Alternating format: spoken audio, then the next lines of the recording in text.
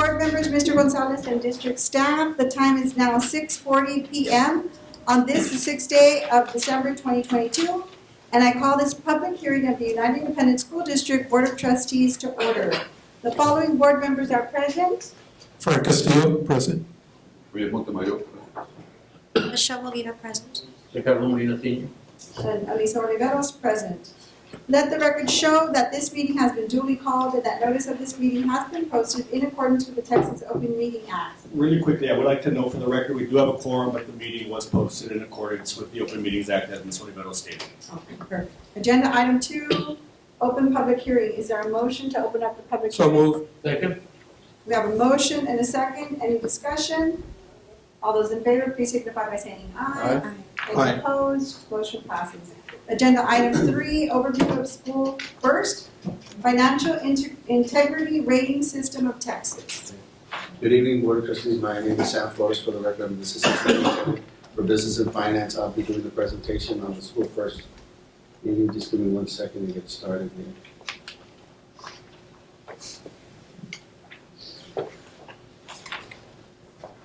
Okay, every year, we have to submit our annual financial statements to the Texas Education Agency.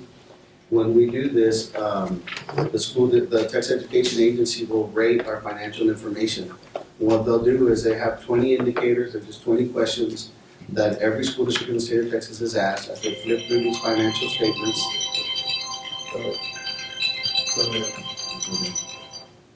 And they'll ask questions based off of the numbers within those financial statements, and some questions that are on our Public Information Management System, which is the PINS submission of our data in an electronic format.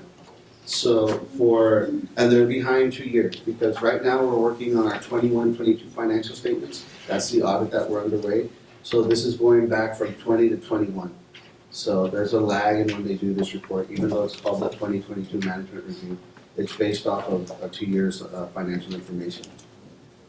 United Independence got the above standard opinion. We scored an 88 points out of 100. Here are the point breakdowns if you want to get a superior achievement, which we usually get, but we've had a couple of tough years with COVID and all the expenditures that we had to do as a district to survive those 2 years. So it depleted most of our cash, and cash is also one of our current assets. So you'll see when we get to the indicators that cash and current assets come up a lot. But to get a superior achievement, you have to get a minimum of 90 points to 100. To get above standard, it's an 80 to 89 points. Meet standard is 70 to 79 points. And you can actually fail this if you get less than 69 points. Or the critical indicators, which are the first 5 indicators that I'll go over. If you get a no answer to one of those 5, then you automatically fail in school first. So of these 20 indicators, which is just 20 questions, the first 5 are critical, and like I said, you have to have a yes answer, and they're basically just questions based off of our audit performance. Then you go to the next 9 questions, and those are solvency indicators. Solvency, just really what they're looking for is to make sure you have assets that exceed your liabilities.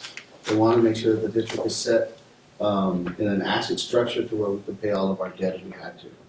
And then the financial competency indicators, that's really on management, on the business office. There are questions that are geared to see if actually the business office knows how to read and interpret financial data. I hope you can see these. I did leave the presentations up there with the little booklet that I gave you all. We sent it out on the Friday packet, but this is the official one. Okay. So the first 5 indicators that I mentioned were critical. You have to have yes answers. We got yes answers all this year and all of last year. Was a complete annual financial report submitted on time? You have 30 days, you have to submit it before February 28th. We submitted it 2 days or 32 days early. Was there an unmodified opinion of the annual financial report? An unmodified opinion is our external auditors will review our internal controls. They'll review the transactions, they'll trace those transactions into the financial statements that we prepare and we present to them as well as to you. And they didn't find any material misstatements in our audit. The third question, did the school district pay for its debt in full and on time? As you all know, we have bonded debt. We have to pay it February the 15th and August the 15th. We've never missed a deadline. And so we got a yes to that indicator.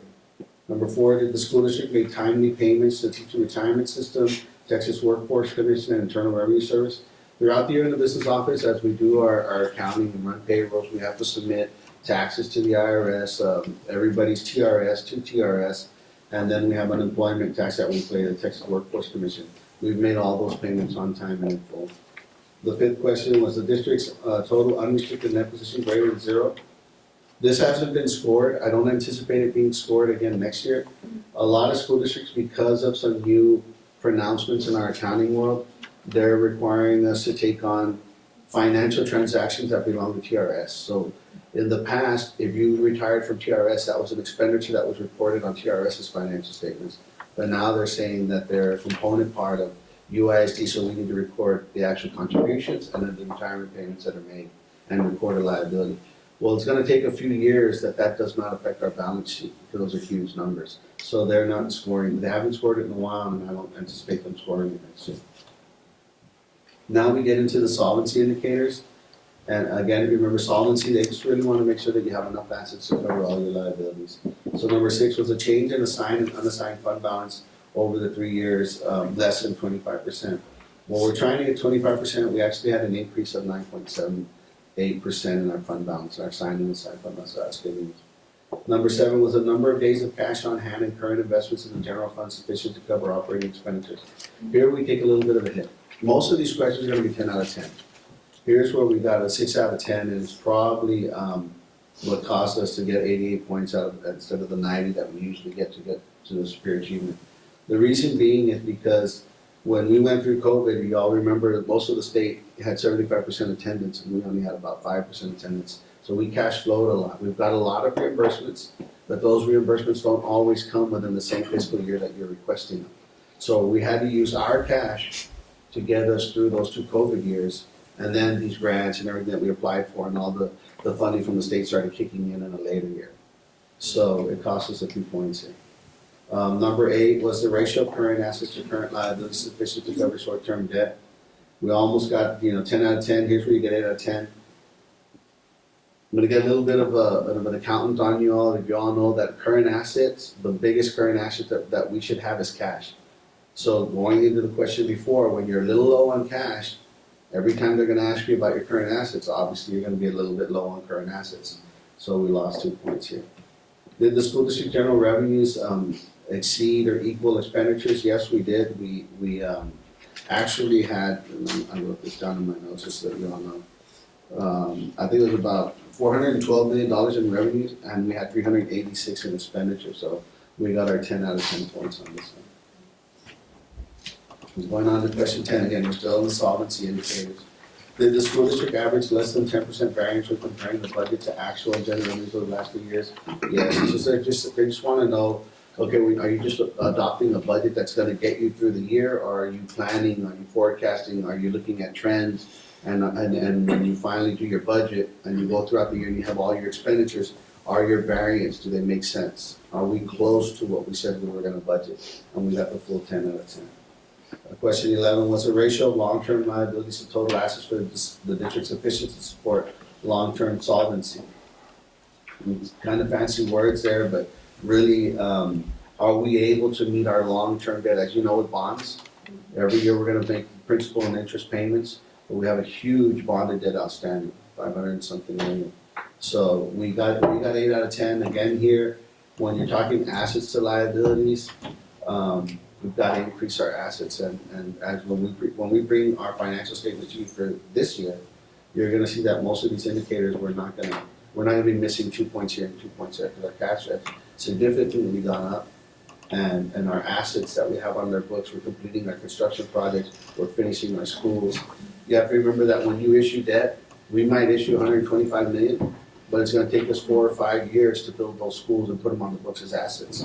So you're showing the liability, because we already took out the money and we're making payments on them, but the schools, we just can't build them fast enough to hit those financial statements in that timely manner. So, and again, we're close on all these indicators. It's 8 out of 10, 8 out of 10, 8 out of 10, but when you add them up, you just fall a little short.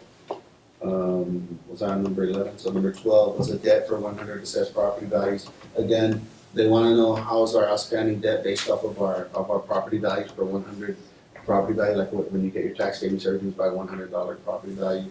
Again, very close, we got 8 out of 10. Number 13 was the school district's administrative cost ratio equal to or less than the threshold ratio.